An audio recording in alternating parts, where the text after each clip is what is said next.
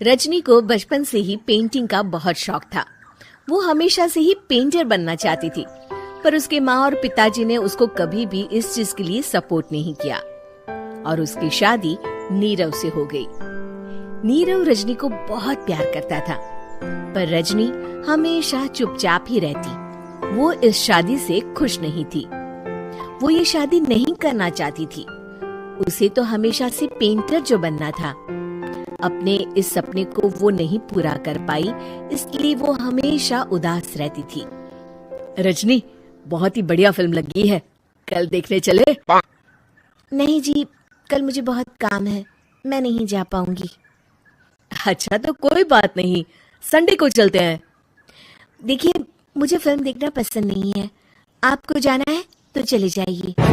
नीरव को मना करके रजनी वहां से चली जाती है और अपने बैग को खोलकर उसमें बंद पड़े ब्रश और कलर्स को देखकर रोने लगती है। रजनी, चलो ना कहीं बाहर खाने चलते हैं, कुछ तुम्हारी पसंद का। जी, मुझे नहीं जाना, मेरी तबीयत ठीक नहीं है। रजनी वहां से चली जाती है। नीरव को समझ नहीं आता कि रजनी उससे इतना दूर क्यों रहती है। वो जब भी उसके साथ वक्त बिताना चाहता है, रजनी कोई ना कोई बहाना बना देती है।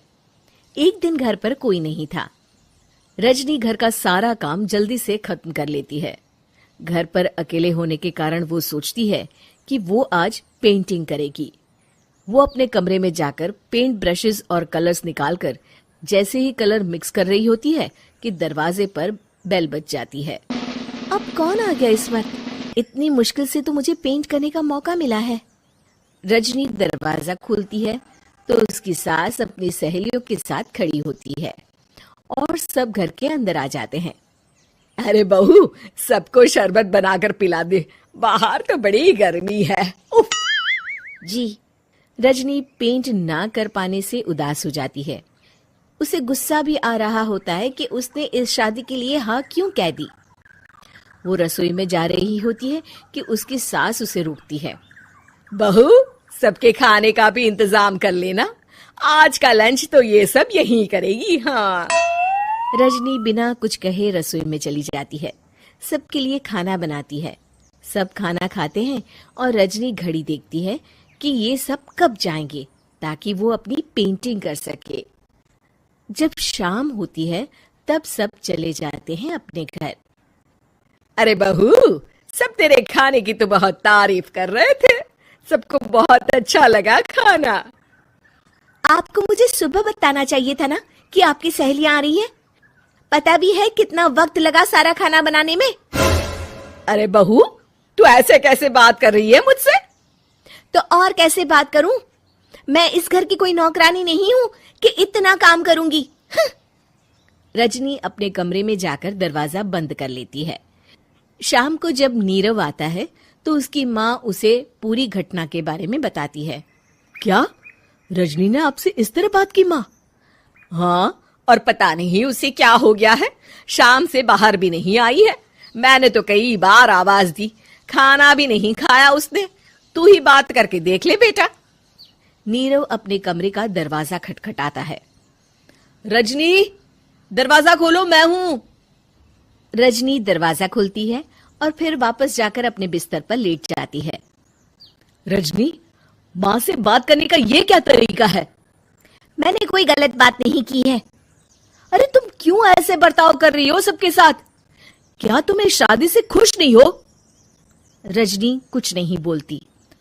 अरे बताओ मुझे रजनी, क्या ये शादी तुम्हारी मर्जी के खिलाफ हुई है? हाँ, मैं ये शादी कभी नहीं करना चाहती थी। तुमसे क्या, मैं किसी से भी शादी नहीं करना चाहती थी। रजनी रोने लगती है। चुप हो जाओ रजनी, बताओ मुझे, तुम क्यों नहीं करना चाहती थी शादी? रजनी बेड के नीचे से अपने पेंटिंग्स, कलर्स, ब्रश, पेपर्स निकालती है। इतने में उसकी सास भी कमरे में आ जाती है। ये देख रहे हो, ये थे मेरे सपने। मैं पेंटर बनना चाहती थी, पर माँ पापा ने कभी सपोर्ट नहीं किया और मेरी शादी करवा दी। मेरे सारे सपने टूट गए। हर वक्त बस गुस्सा आता रहता है मुझे। मैं जानती हूँ कि आप लोगों की इसमें कोई गलती नहीं है, पर मैं क्या करूँ, मुझे समझ में नहीं आता।